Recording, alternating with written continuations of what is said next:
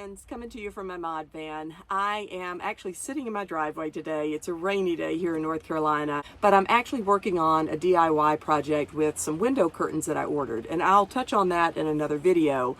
But while I was in here, I thought I would knock out two things at once and also experiment a little bit more with my Omnia oven. I am still loving this little guy, completely smitten with it, and I'm finding that pretty much anything that you would make in a traditional oven in your home, you can make in the Omnia oven.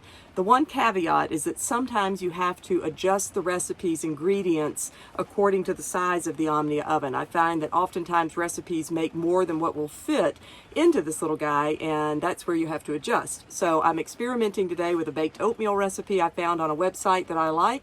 I'll link all that below in the description, and certainly give any modifications that I need to make to fit into the oven, but I figured I would make a video about it in case it works well and share it with you guys. Oatmeal, got some oats.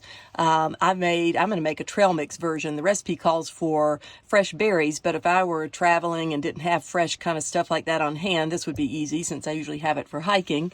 Almond milk, butter, maple syrup, a banana, part of a banana anyway, 2 eggs, and this is vanilla, and we have a little bit of cinnamon, salt, and baking powder in here.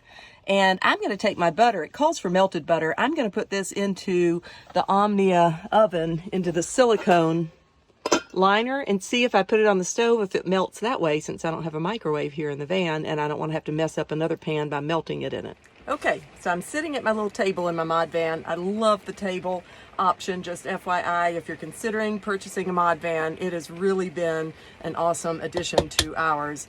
But I feel like sometimes that it's just easier to make things sitting here at the table, especially if I don't have the pop-top roof popped up, which I don't today because I don't want to have to let it sit and dry out after all this rain ends. But I mashed my banana. Now I'm going to whisk my egg in. And this is a 1-bowl recipe, so I want to make it that way. I didn't even mess up a plate to do my banana. But now I'm going to add the rest of my dry, or wet ingredients rather. This is just almond milk. And then I'm going to add my maple syrup. Got my vanilla. And this is my cinnamon, baking powder, and salt. Actually, I need to do my butter too. Let's check on the butter that I've got melting on the stove in the silicone liner and see how it's doing. And it's melting just fine. So a little hack for you so you don't have to worry about how you're going to melt it or mess up another pan. Last. It's a really easy process. This did not take long at all. The hardest part was getting all the ingredients. This is just chocolate chips, pecans, walnuts, and craisins and raisins. It's just what I had on hand in my pantry, but obviously you could adapt it to your own taste and liking, and fresh fruit I think would really be the bomb. So got my Omnia oven back over here with me at the table. We're gonna carefully add it. Try not to make a huge mess. Okay, so I'm going to put this on the oven and let it bake for, I think she says about 35 minutes, but it might be a little give or take on the Omnia. We'll see how it goes.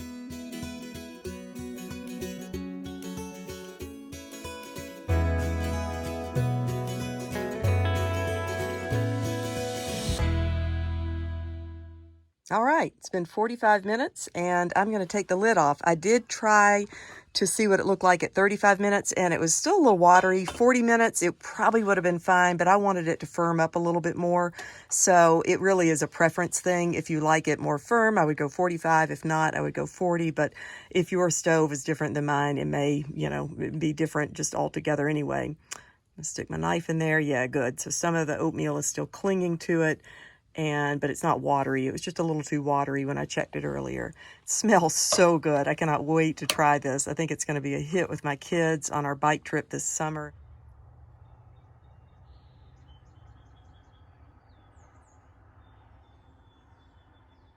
Good morning. I'm back in the van. It's the next day, and I just enjoyed a piece of the baked oatmeal with my coffee. It hit the spot. I really enjoyed it. I think it's a solid recipe, and I will leave links down below for the original recipe as well as the modifications I made to it. I will say this though, it made a lot. So for my family of 5, it'll be great.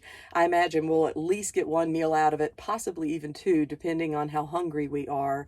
But if you're traveling just as a couple or maybe even 3 people, I would half it. I think that it would be a lot to eat as leftovers if you did the full recipe. So just keep that in mind. Leave a comment or question below if you have any. I'm happy to help answer questions. The next video I'm going to make in the ModVan, I'm going to go over what the other project is that I've been working on in here, and that's how to cover these windows that have this plastic trim.